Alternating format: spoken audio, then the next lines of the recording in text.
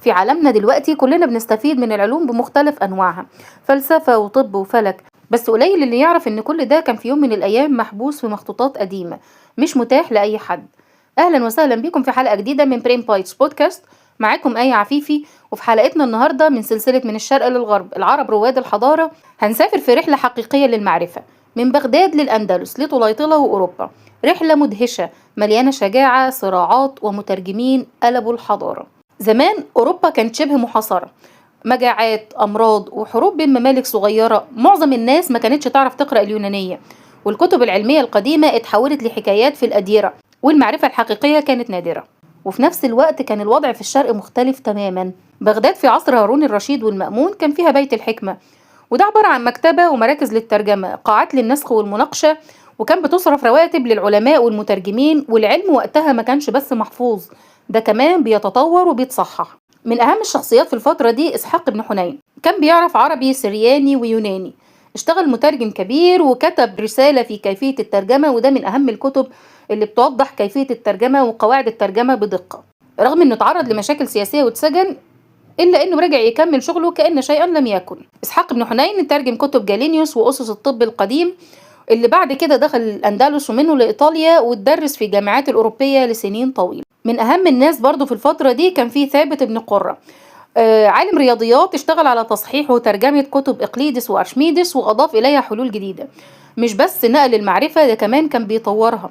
الاتنين دول إسحاق وثابت مثال على أن الترجمة في الشرق كانت أكثر من مجرد نقل كلمات، كانت تدقيق، تصحيح، تطوير، ورصد علمي دقيق. بعد ما الكتب اترجمت في بغداد، المعرفة ابتدت تتحرك للغرب.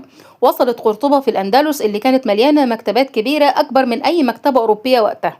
الأطباء، الفلكيين، الطلاب الأوروبيين بقوا يجوا يشوفوا الكتب وينسخوا ويستفيدوا. والورق نفسه اتنقل من الصين لبغداد والأندلس، وده فتح الباب للنسخ المتداول بسرعة.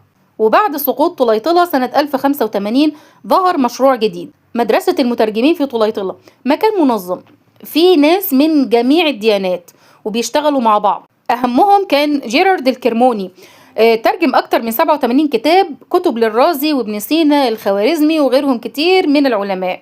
وفي نفس الوقت صقلية وباليرمو كانت تحت حكم النورمان. الملك روجر الثاني جاب الإدريسي اللي عمل خريطة العالم وترجموها للاتينية، وكانت مرجع للملاحة الأوروبية.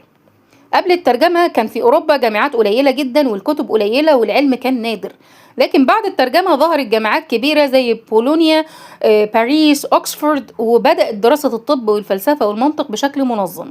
كتب ابن سينا اتدرست أكتر من 400 سنة.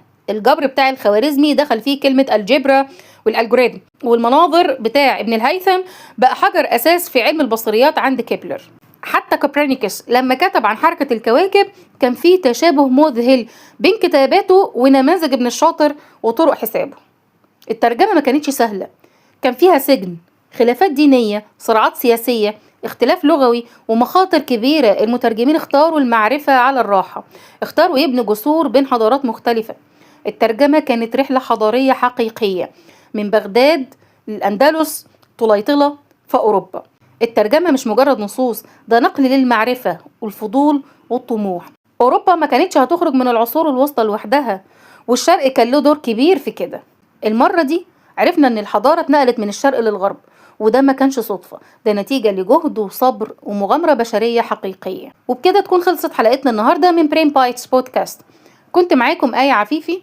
لو عجبتكم الحلقة ما تنسوش تعملوا لايك وشير وسبسكرايب، واشوفكم إن شاء الله في حلقة جديدة قريب.